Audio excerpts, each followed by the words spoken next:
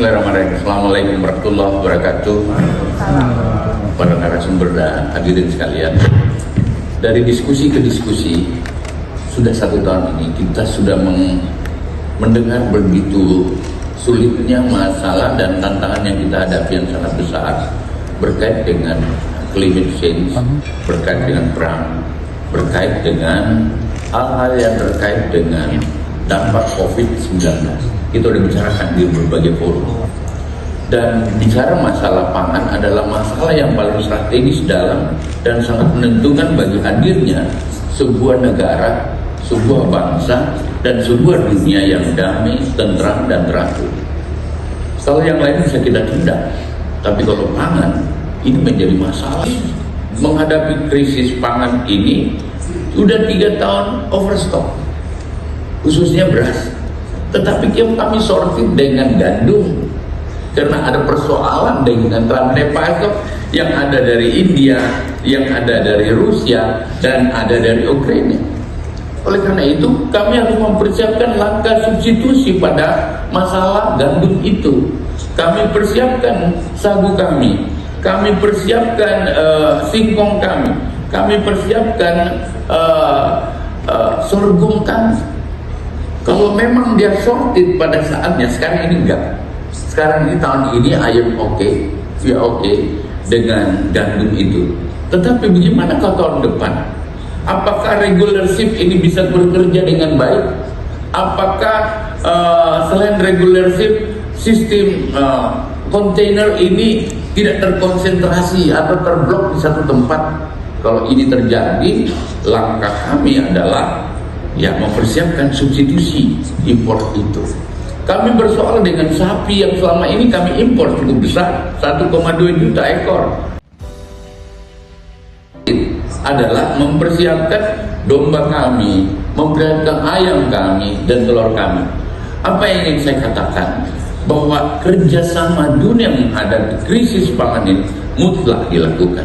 Dan tidak ada satu negara yang punya kemampuan sendiri memanage dirinya, karena ini akan bersoal secara global. Dan kerjasama itu antara lain kami di dalam pertemuan Menteri Pertanian seluruh G20 yang lalu di Bali juga ini ada 3 hal.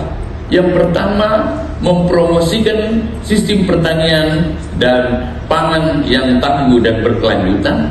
Di sini ada teknologi, di sini ada kerjasama varietas, di sini ada kerjasama saintifik. Yang kedua, mempromosikan perdagangan pertanian yang terbuka, adil, dapat diprediksi, transparan, non-diskriminatif, untuk memastikan ketersediaan dan keterjangkauan pangan yang ada. Pangan adalah human right.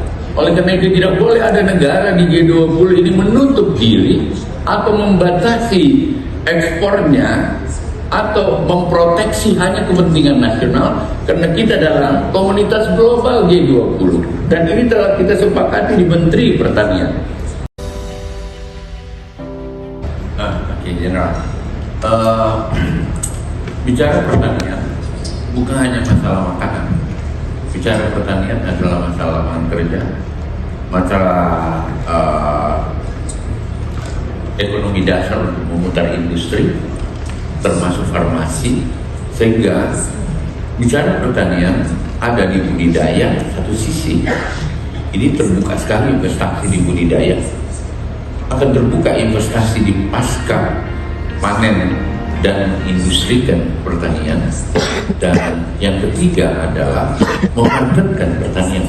Jadi ada 3 agenda, 3 segmen yang bisa dimasuki untuk menjadi bagian-bagian dari investasi. Dan ini yang kami atas perintah Bapak Presiden kerjakan itu, bahwa pertanian harus menjadi jawaban. Dan tahun ini sudah 3 tahun pertanian Indonesia menjadi bantalan ekonomi Indonesia.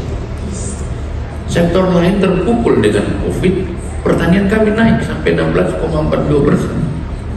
Ekspor kami ke seluruh dunia naik menjadi 38,2%. Dan itu tandanya bahwa pertanian tidak mengenal kondisi dan cuaca kecuali. Kalian butuh permodalan. Dan inilah salah satu kesuksesan Bapak Presiden Jokowi, menyiapkan anggaran yang cukup besar untuk diakses oleh petani kecil dalam bentuk kredit usaha rakyat.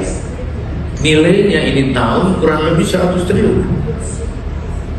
Dan petani kami 2 tahun lalu menggunakan dana ini 55 triliun, NPL-nya yang macet cuma 0,03%. Petani itu jujur dan tidak mau berhutang.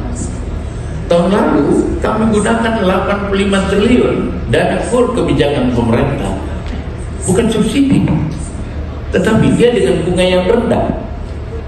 Dengan bunga yang rendah mereka bisa berakselerasi menjadi modal untuk dikerjakan.